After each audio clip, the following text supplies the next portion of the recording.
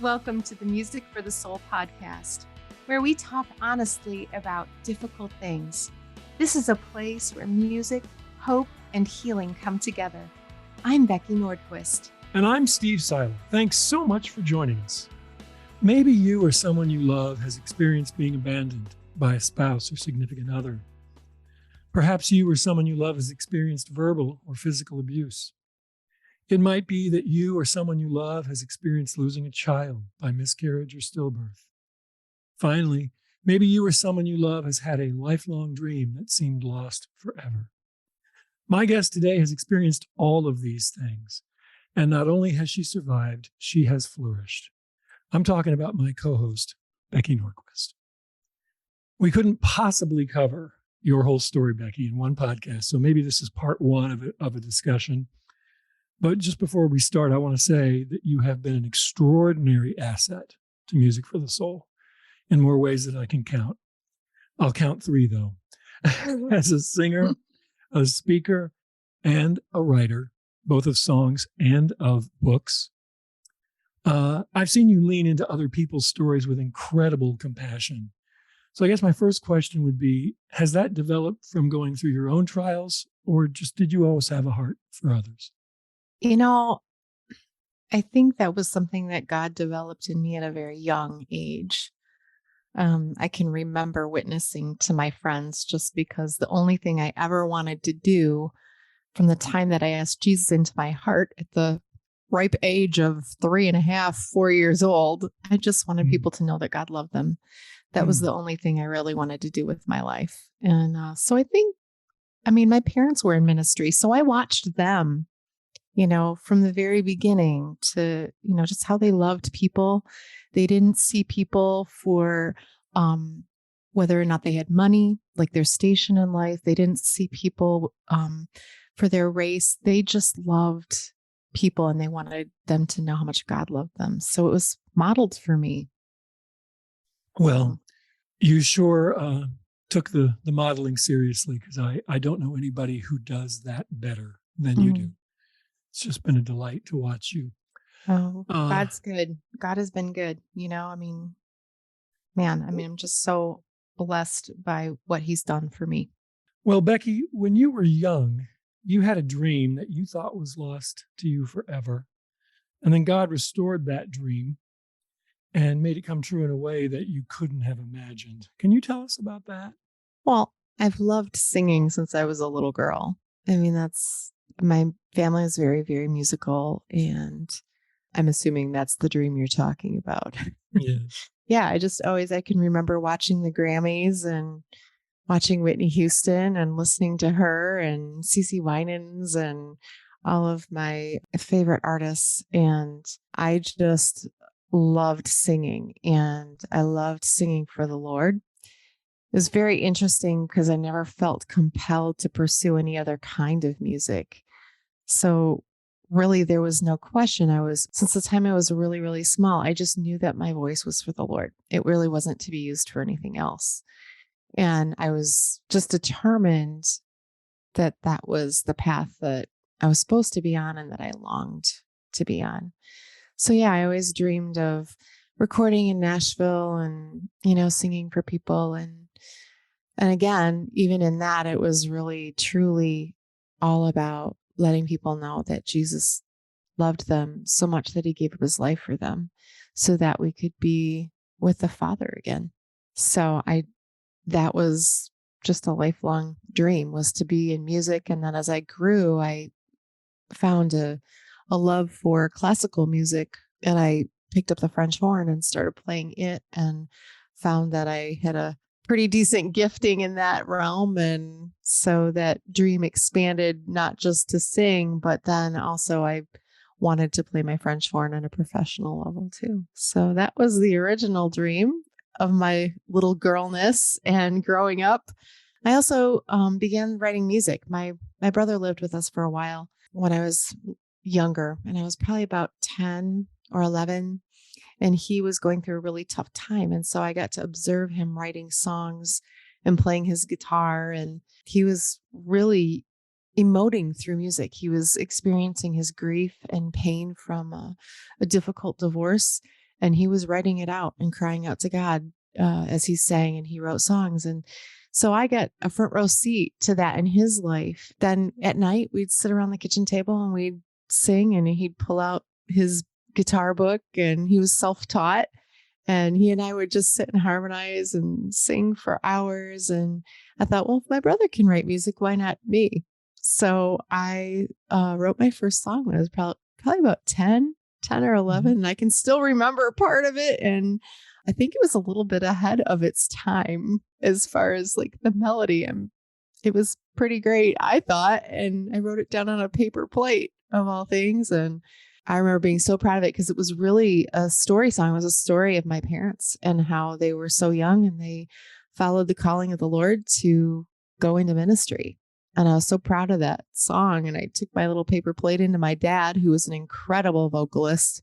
Yeah, he was an amazing singer. But I took it in there and sang it for him, and he was less than impressed. And sadly, I think it was probably from a heart that meant to spare me from the rejection involved. But he's like, yeah, you know what? I wanted to be a poet, and there's just so many poets, and there's a lot of songwriters. So, you probably won't make it. I'm just like, I'm so sorry that you had that experience, because my parents were the exact opposite, honestly. And I still remember the first song I wrote too. I think everybody remembers their first song, no matter how bad it was. and I remember, I was writing songs like Fisherman, The Shark Just Ate Up Dan, and stuff like that. Thomas J. Brown is lying in the ground, just horrible lyrics. Melodies weren't too bad, but I just remember the total encouragement. My mom actually would sing harmonies with me. My dad would get out the tape recorder, and they made it seem like I was recording an album, and the encouragement was just nonstop. And I think especially at that age, that tender age, and that first time you create something and want to share it, I think the message for parents out there should be encouragement is always a good decision. It doesn't mean that your child is going to be a professional songwriter any more than if they color a picture, it means they're going to be Van Gogh. It just means encourage creativity. We're made in God's image. God is the ultimate creator. And so when your child creates something, joy over it. Absolutely. I agree 100%. It's about that exploration. And there's usually a point where that exploration for them will stop and they'll be like, yeah, you know what? That's not really my thing. But I know with my own kids, I've always tried to encourage them to go as far as they'll go with it. And then sometimes if I notice that they've had a particular gifting in an area, I'll push them a little bit further and not hard pushing, but encourage them to keep going just a little bit longer and not just give up on something that they might be really gifted at. But, in the end, they usually find their niche or their niche or however you pronounce that. Well, I remember a little bit later on, you had a teacher who was perhaps even more discouraging of your dream. Can you tell about that? Well, it's interesting in the world of encouragement because you get people that will speak into your life different things. So as I grew and I started singing out more and people began to realize that I had something that was kind of unique in the community, I started singing all over and being asked to sing at meetings and Christmas parties. And I'd get calls. I started teaching French horn when I was just a freshman. I would teach all the beginners. So kind of started getting a little bit of notoriety, if you will, at that age. And then I had a great opportunity to study classical music with a gal who had moved back from New York. She was a principal in the Metropolitan Opera, and you had to audition and be approved to study with her. And she spoke into my life that I had a unique gift. And I'll never forget when she sat me down one day and said, out of any student that I have ever had, you have the greatest potential to succeed.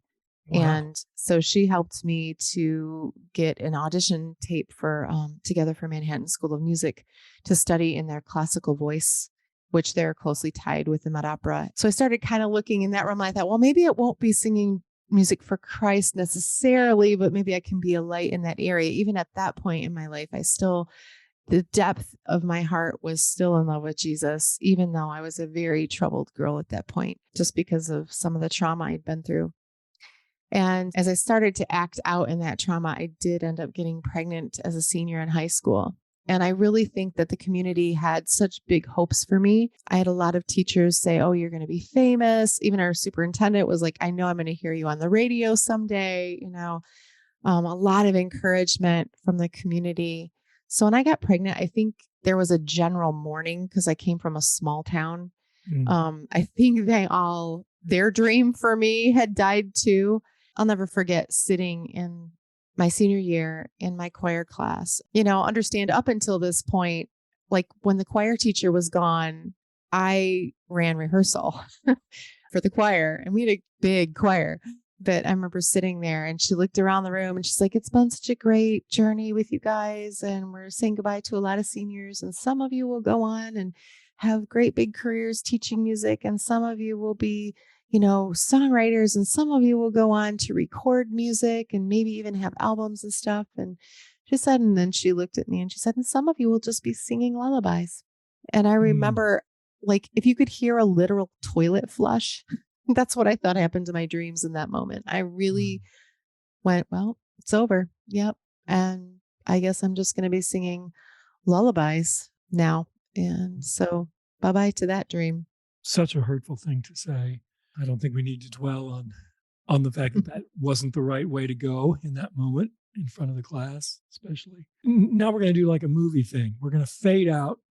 Nobody can see this, but we're fading out and then we're fading back in some, 30 years or so later. And God decides, well, guess what? You are going to record and you are going to be on albums and you are going to be out in the world. And I am going to use your story, part of your story, to minister to other people.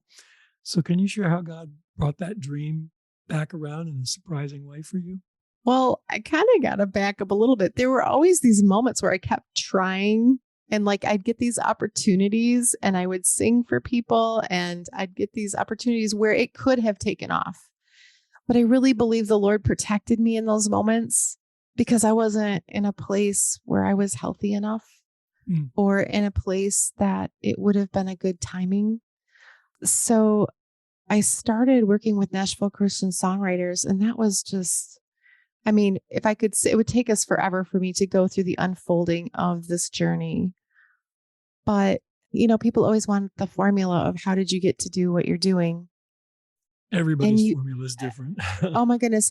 Well, the thing is that the formula it was orchestrated by the hands of a mighty God, and only he could make it happen because everything that has happened has been, some people would be like, oh, that happened by chance, or luck. It's, but God so carefully wove this and orchestrated every single step that it's just amazing for me to sit here and think about retelling it. But, I found myself in a place where I end up leading worship after I thought I was done leading worship. And, the guy that's there, I had no idea who he was. And, he calls me to start leading worship. He's like, you should really be leading worship, not just singing background vocals. And I'm like, what? Women leading worship? That was like unheard of in Michigan. And it's still pretty rare. But it's more and more changing. But so he calls me and I start filling in for him and doing little recordings with him. And then he leaves. And I'm of course speaking of John Chisholm. He leaves the Grand Rapids area and goes back to Nashville. It was a sad parting of the ways, but I figured, okay, well, that was fun. And that was great to get back in the studio and do some demos with him. And he and I sat and we wrote, I think we started writing like one song together, but I had no idea what he'd done, that he was actually a songwriter. I really knew nothing about him. So it's best if you don't know.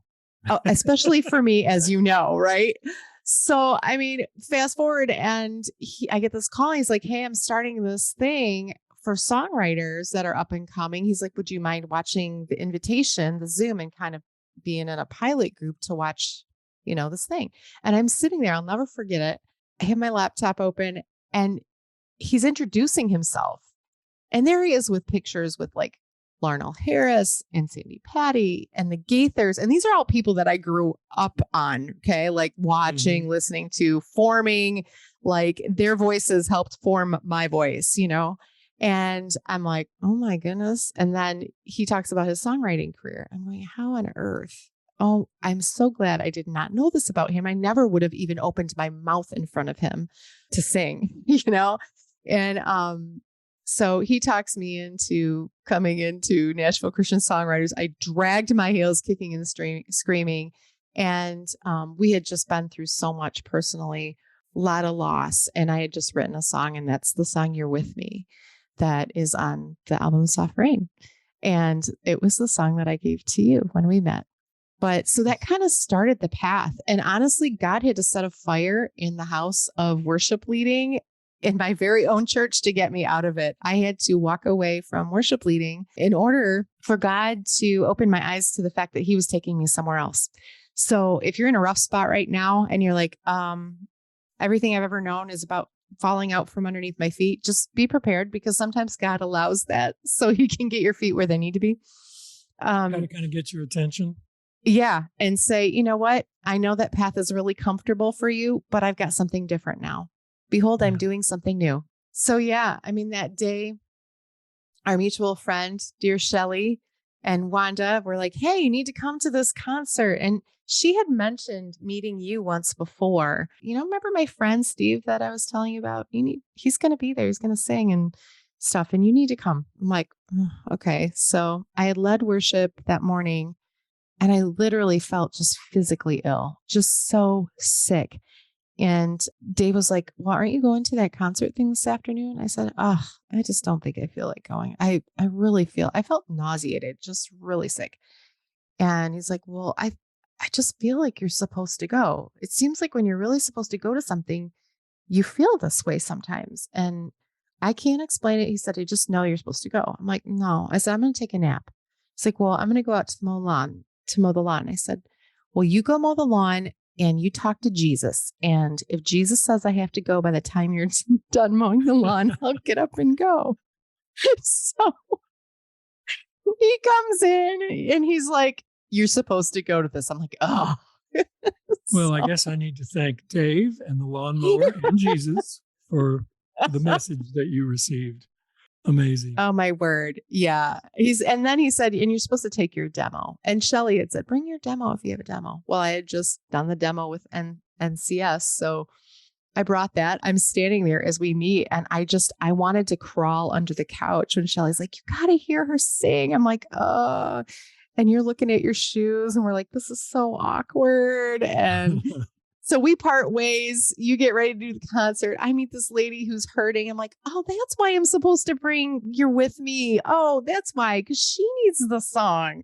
So I give her my demo. And then afterwards, you're like, I swear, I don't know if it was the Holy Spirit, but I remember we were talking. I swear you like stepped back on your heel, like you shifted your weight back a minute and you looked at me and you had this look on your face. You're like, have you ever recorded anything? And I'm like, oh, you've got to be kidding me. I just gave my demo away. You're like, well, here's my card. Send me something. I'm like, okay. And you did. I did. The next morning, I'm pouring my coffee and the Lord's like, send it now. I'm like, no, it's like 6:30. He's like, send it now. I'm like, just a minute. I have to have coffee. He's like, send it now. I need creamer. Send it now. I'm like, oh, so I'm like a teenager. Yeah. And I remember pushing send, and it was probably 20 minutes and you responded. It was timing. I received it while I was sitting in a layover at the Midway Airport. And of course, when people tell you that they have a friend that's a really good singer, what you're usually thinking is, maybe, but I doubt it. That's usually what you're thinking. And I remember the wonderment and joy that I felt when your voice came over the speakers. I thought, wow, she really can sing. And of course, we had talked about regarding your experience with miscarriage and stillbirth. And I was working on a project for a song I'd written called Before We Said Hello, which led to us ultimately writing our first song together, Heaven's Playground. And I'd like to play a little bit of that just now, and then we'll continue our discussion. Sometimes I imagine a sea of shining faces, warm sun children running free. And suddenly I'm smiling to see you there with Jesus, to know you're home and happy means everything to me. That you'll never know pain, you'll only know love, you'll never know tears in the land of joy above, where laughter is the only sound on heaven's playground.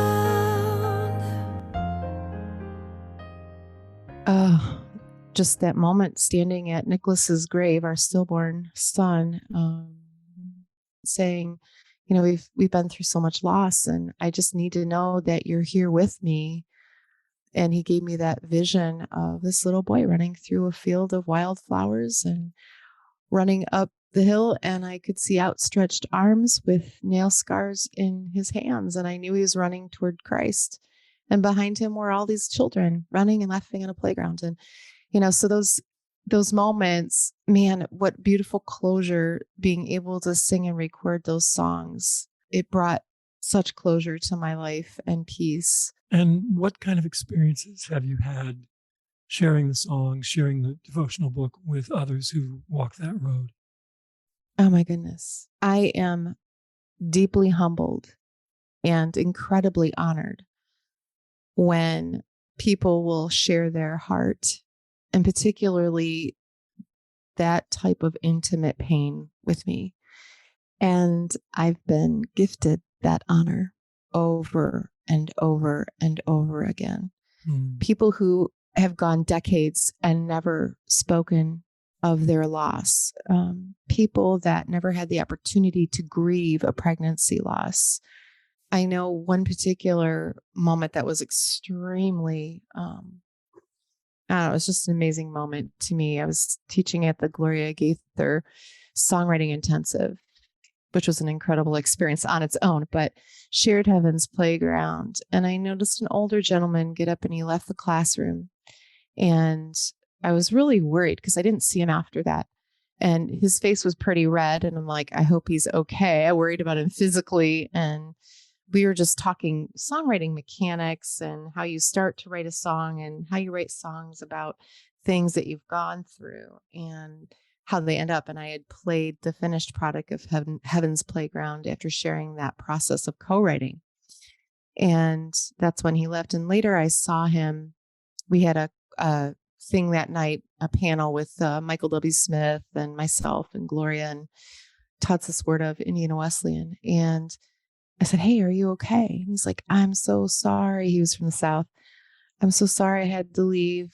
I just couldn't keep it together. He said that song was just incredible. And he said, you know, for I think it was 30 or 40 years, he said, I've wondered about our twin daughters that we lost. I always wondered where they were. And today I got a visual of where they are. And it just healed so much in me. I had to leave and I just had to go cry, and I had to tell my wife. And those are God moments, because you know that you were just a vessel for him to heal through. And it brings tears to my eyes today because, you know, I often say too, like the book, Writing Before We Said Hello, and all the people that poured into that book their own journeys. Grateful for each and every person that shared their heart with the world. But on the front of that book are Niklas's little feet, his footprints. And, you know, as a parent, you want your child to have impact, and to know that his little feet have traveled all over the world bringing comfort is just a gift to my heart and a gift for my own healing. Yeah, I'm sure it's more than you could have ever imagined. Oh, beyond. And then how God has used the book in ways that I never dreamed, in abortion recovery groups. I mean, that was not something that was anywhere on the radar. And you just sit back and you're humbled, because it really has nothing to do with anything you offer, but everything to do with a mighty Spirit of God that walks through his vessels and works through his vessels. And that's what we are. There's so many things that I hear in your story. One of the things that I hear is that we kind of have a schedule in our minds of when we'd like things to happen or how we'd like things to be received. And I always think about this. Every song we write, God knows where these songs are going to go, who they're going to be heard by, who needs to hear what and when. The idea that this man, 30, 40 years after the event, would be the perfect time for him to be able to receive the message of that song, and that you would be there and that he would be there, both of you thinking that you're there for other reasons, right? So I think, and you've already mentioned the therapeutic process of your brother writing songs. It's just interesting to me how the therapeutic process takes place in the creation, it takes place in the sharing, it takes place in the receiving and the hearing, and it just goes on and on. And I love that through line of God at work every step of the way, from the inception of the song, from planning the idea in your head to begin with, right? You came to Tony and I with that vision. So it started with that seed being planted, and then goes on from there and touches lives and goes out and touches lives of people that you'll never meet. Because trust me, for everybody you hear from, that represents 100 people you don't hear from. Who were also deeply moved and impacted. So just grateful that you would take your own pain, your own story, and be so vulnerable and open with it. And I pray for those of you out there who may have experienced this personally or know someone who has, that you would give yourself the gift of reading Becky's 30-day devotional. It's really powerful. And of course, you can hear the songs either on regular streaming services or at the Music for the Soul website, and really want you to be blessed by those. So there are a couple other songs we wrote later. I would love for you to talk about why, no pun intended, why you recorded why and why you recorded when, because I think those are two things that don't get talked about enough. Well, why is actually kind of that. It stemmed from one of my friends who wrote her story in there too, is she talked about people trying to bring a reasoning for why she lost her baby, or, to dismiss the grief, to say, well, you can have more babies, right. Or, you have other children, or, and I remember going to a funeral of a stillbirth, the baby had the cord ripped. And it was totally unexpected, perfect little baby boy, healthy, beautiful. And a man there, was trying to throw all the Christian cliches at it. And he's like, well, God must have needed another angel. And it made me angry. No, if God had needed another angel, he would have created another angel. Babies and people were image bearers of the mighty God. So two totally different things. And and while it might sound good, it also is a false concept of who God really is. Because God, it implies that God uses things, and he doesn't need to use us. He doesn't need to use our pain. He doesn't need to take our babies and use them. What he can do is he can reveal himself to you through all of that. Because, if you think about, oh, great. So you're telling me that God needed my baby more than I did. I don't think so, and even if that would be true. And so it really puts the wounded in a position of being more wounded. Yes. And so you can't tell me why. You don't know, unless you're God himself. You don't know why. I don't know why. I will walk through the rest of my life not really knowing why. Yes, I can look at all the ways that God has used my pain, and it is incredible. I am humbled and speechless at the people I've met, the people I've worked with, the stories I've heard. It is unbelievable when you lay down your pain and your will and what you want for life, and you open your hands to what God can do with what you lay down. That's amazing. That's incredible, but it does not answer or explain away the tragedy or give you a reason as to truly why horrible things happen. We love to explain away trauma and tragedy. We love to have an explanation because somewhere in our souls, we want that gaping hole filled. Somewhere in our souls, we have this canyon of dark loss and we want something to fill it, whether it's a reason that we come up on our own or a reason someone else can give us.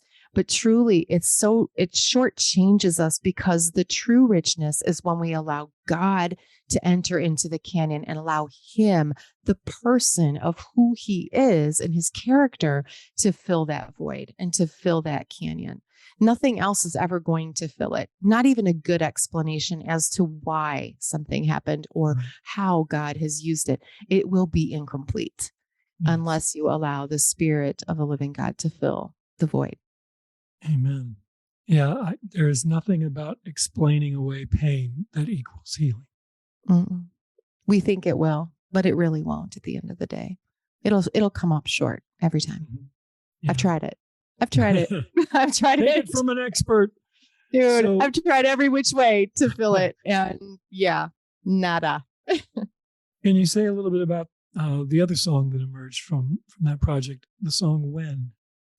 When. And I'm groaning because I hear often people have asked me, but more commonly I hear stories of people's family members or friends like, golly, are you like ever going to get over this? You know, when are you going to stop baking a birthday cake for your dead baby? I mean, it's just, you know, when are you going to move on? Or don't you think you need to move on from this? And what they don't understand is, you know, babies are not replaced, even pregnancies, because you have dreams for those. And often said, well, tell me which one of your children you'd like to lose. Right. Are you just going to move on from that? Because whether their life came to full fruition as we know it or not, that was your child. And so the answer to when a person gets over a pregnancy or infant loss, it's never. You're never the same. You can't be. You learn to move forward with it. You learn to live with the loss. And I think that's true of any loss. But, you know, so when was just really about saying, look, walk with me through it. Or maybe you need to move along. I mean, I just, you know, because this is part of my story now. It's part of what I walk with every day. And always will be. Always will be. And that's not wrong. I mean, I don't think that God the Father ever just flippantly moved on from the fact that his son died on a cross, even though he was resurrected. I think that God the Father probably still remembers what his son had to do. You're reminding me of something my father said to me one time. And, you know, because I was getting to be a little bit older. And, you know, how as we get older, we chafe a little bit under the parent advice and such.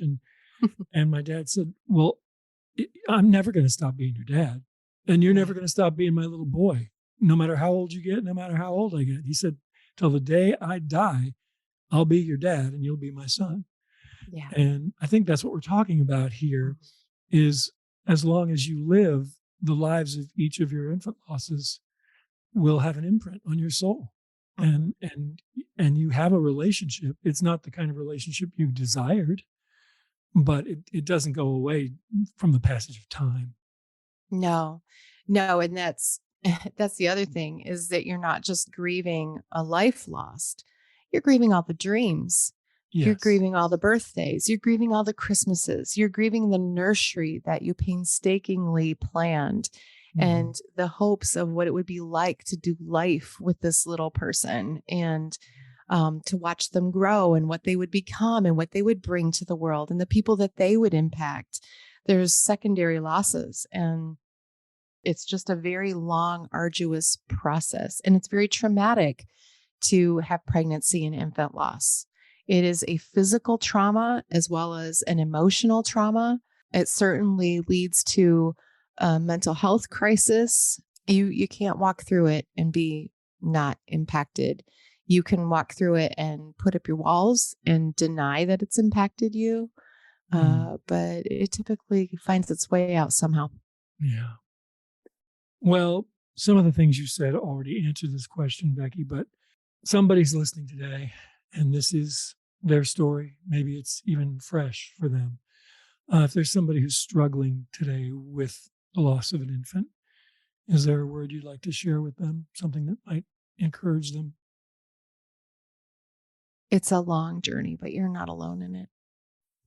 There are so many people that are walking this journey too.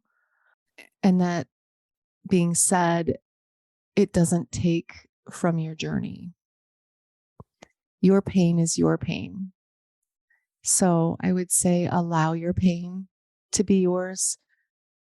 A lot of us struggle with, well, but at least my baby wasn't full term, or I don't have the right to grieve because I lost my pregnancy at 9 weeks. And, that person over there, their pregnancy was 30 weeks, or, they held their baby for an hour and I never got to hold mine. So my pain doesn't matter. It does.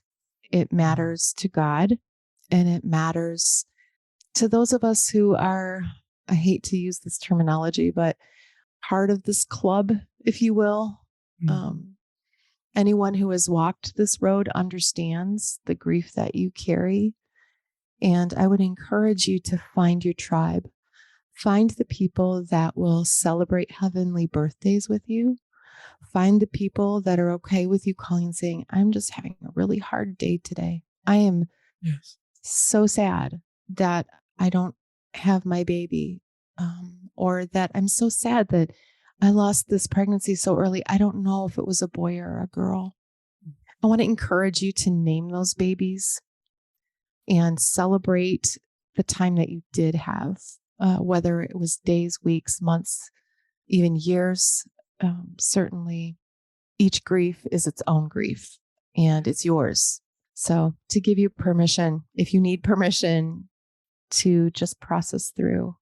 And as you cry out to God, I know times it feels like your prayers are hitting the ceiling, but I know without any doubt that He hears every word and He sees every tear that falls. Yes. So hold on. Thank you, Becky. Thank you. Well, maybe you represent a group that offers healing to folks who've been walking the miscarriage, stillbirth, infant loss road. If you'd like to have Becky come and encourage your women's group, you can reach her at beckynordquistministries.com. I promise you it will be a time of inspiration and hope. There's more to Becky's story, and we're going to have her back because there's other things I'd like her to share with you. But I think that'll wrap us up for today. If you enjoyed the discussion today, please share it with a friend and give us a positive review on iTunes.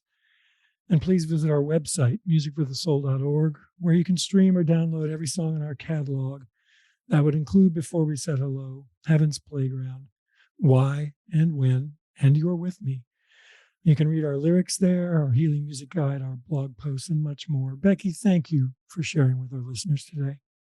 Thank you, my friend. Music for the Soul is such a blessing to my life and has healed me personally in ways that I cannot put words to, which I know is a shock because I am rarely at a loss for words, but truly I am deeply, deeply grateful for this ministry.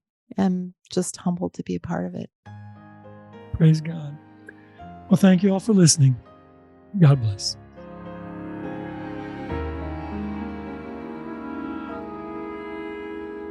Sometimes I imagine a sea of shining faces, warm sunshine and blue skies, and children running free. And suddenly I'm smiling to see you there with Jesus, to know you're home and happy means everything to me. That you'll never know pain, you'll only know love, you'll never know tears in the land of